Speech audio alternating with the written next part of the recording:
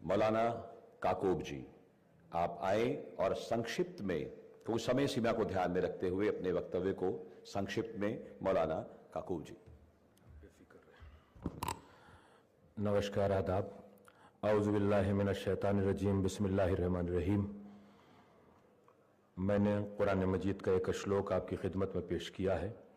मंच पर तशरीफ़ फरमा हमारे भारत के शान आली जनाब मोहतरम राजनाथ सिंह जी और पूरी दुनिया में गीता मनीषी के नाम से जाने जाते हैं, पहचाने जाते हैं हमारे प्रभु स्वामी ज्ञानंद जी महाराज, और बाकी जितनी शख्सियतें बैठी हुई नाम लूंगा तो टाइम ज़्यादा हो जाएगा, वक्त कम है, कहना बहुत कुछ था, लेकिन इस वक्त लंबी चौड़ी तकरीर की कोई गुंजाइश नहीं है।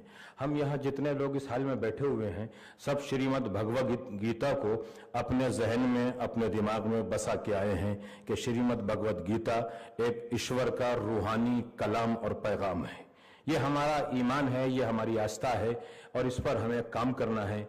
यहाँ जमा होने का मकसद ये है कि यहाँ से कुछ लेके जाएं और जहाँ जहाँ जाएं फिर उस ईश्वर के कलाम को, ईश्वर के पैगाम को, नगमे इलाही को, किताब इलाही को, उसके अहकामात को, जिंदगी के तरीके को, अपने सलीके को एक दूसरे तक पहुंचाएं ताकि हमारा भारत भी मजबूत हो, इंसानियत भी मजबूत हो और श्रीमद् भगवद गीता का ज्ञान भी एक दूसरे तक चला जाए। क्यों? इसलिए कि ये किसी बंदे की किताब नहीं है, किसी प्रोफेसर की किताब नहीं है, किसी आम इंसान का पैगाम नहीं है, किसी टीचर का लिखा हुआ पैगाम हमारे दरमियान नहीं है, बल्कि उसकी तरफ से जो पैगाम आया है वो हमारे दरमियान है। इसी के सिलसिले में आज ये 10 साल के बाद 10 प्रोग्राम मुकम्मल हो रहे हैं। 2016 में भी मैं आया था, स्पीच दी थी, मगर बस मैं अपनी बात को तमाम कर रहा हूं। स्वामी ज्ञानंद जी महाराज ने एक बहुत अच्छी पहल की है जिसके लिए हम इस बोर्ड को भी मुबारकबाद देते हैं, इस यूनिवर्सिटी को मुबारकबाद देते हैं, इस प्रदेश को भी मुबारकबाद देते हैं कि 2016 में जो स्पीच मैंने स्वामी जी यहां से की थी वो उसी वक्त पूरी दुनिया में शाये हो गई थी, चली गई थी। लोगों ने बहुत सवाल किए, बहुत बातें हुई कि ये गीता क्या है, गीता किसे कहते हैं। तो अभी जमाने को यह नहीं पता था गीता वो है कि जो जमाने को चलाती है, गीता वो है जो इंसानियत को चलाती है, गीता वो है जो मुल्कों को चलाती है। हमारे भारत के मुल्क के अंदर गीता नहीं रह सकती है, इसलिए कि जब मुल्क नहीं थे तब भी गीता थी, जब ये सरहदें नहीं थी तब भी गीता थी, जब मॉनेस्टरियां नहीं थी तब भी गीता थी, जब हम नहीं थे तब भी गीता थी, जब हम ना रहेंगे तब भी गीता होगी। इसलिए कि इसकी हिफाजत के लिए परवरदिगार आलम ने, खुदा ने, मालिक ने, खालिक ने, कायनात ने ऐसी शख्सियत को भेजा था जिसे हम भगवान श्री कृष्ण कहते हैं और उनके साथ श्री अर्जुन जी को मुअय्यन किया था। मैंने अपनी बात को तमाम किया। 1 दिसंबर 11 बजे पहला श्लोक श्रीमद् भगवद गीता का, 1 दिसंबर 11 बजे पहला श्लोक, पहला अध्याय, 9वां अध्याय 22वां श्लोक, 18वां अध्याय 78वां श्लोक। इन तीनों श्लोकों को, तीनों अध्याय से, भगवद गीता से अगर उस दिन आप तिलावत करके, पाठ करके अपनी जिंदगी में उतार लेंगे तो आपको पता चल जाएगा कि इस श्रीमद् भगवद गीता की ताकत क्या है और श्री कृष्ण जी और अर्जुन जी की शान क्या होती है। बस एक श्लोक के बारे में आपको बताता हूं जो मैंने अपने अंदर बहुत से उलमा, बहुत से बुद्धिजीवी, बहुत से पढ़े लिखे अफराद, बहुत से जानकार शख्सियतों के जरिए से बैठने के बाद 22वां श्लोक, 9वां अध्याय, खुद वो कहता है कि मुझे मानकर मेरी जब इबादत करो तो सिर्फ मैं तुम्हारे दिल में हूं, कोई दूसरा तुम्हारे दिल में ना हो।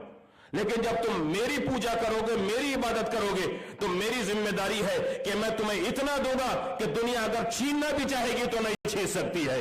यही वजह है कि जब हमारा मुल्क सर बुलंद होता है तो कभी श्रीमद् भगवद गीता के जरिए से बुलंद होता है, कभी वेदों के जरिए से बुलंद होता है, कभी पुराणों के जरिए से बुलंद होता है, कभी इल्म के जरिए से बुलंद होता है। बस एक जयकारा आपकी खिदमत में लगवाना चाहता हूं ताकि दुनिया को मैसेज चला जाए कि हम इन्हीं के जरिए से जिंदा भी हैं और इन्हीं के जरिए से दुनिया से चले भी जाते हैं। श्रीमद् भगवद गीता जिंदाबाद, श्रीमद् भगवद गीता, श्रीमद् भगवद गीता।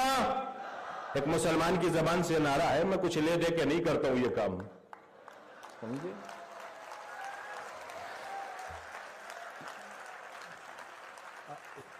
वक्फ संशोधन बिल के ऊपर पूरे हिंदुस्तान में दुनिया को मालूम है कि मैंने सबसे ज्यादा ताकत के साथ उस वक्फ संशोधन बिल के लिए आवाज उठाई जिसमें हमारी भारत माता की 9 लाख बीघा जमीन से ज्यादा अवैध कब्जे दूसरों के हैं। ये मैंने आवाज उठाई थी। तो वो किसकी है? भारत माता की। वो किसकी है? भगवत गीता की। वो किसकी है? इस मुल्क की। तो हमें जयकारा ऐसा लगाना चाहिए जैसा हमारा मुल्क बराबर के मुल्क को आवाज नहीं देता है बल्कि जवाब देता है। तो हमें न जयकारा कैसे लगाएं ताकि पड़ोसी मुल्कों को पता चल जाए कहीं भारत माता के बेटे बैठे हुए हैं।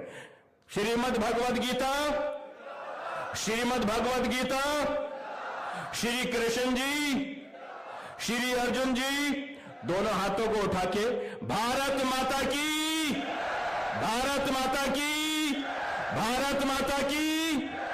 खुदा हाफिज। मुझे लगता है यह आवाज बहुत दूर तक जाएगी, सारे विश्व में जाएगी। बहुत अच्छा वक्तव्य। और मैं आमंत्रित कर रहा हूं हमारे बीच जैन समाज से श्री विवेक मुनि जी, वो अपना वक्तव्य प्रस्तुत करें। श्री विवेक मुनि जी।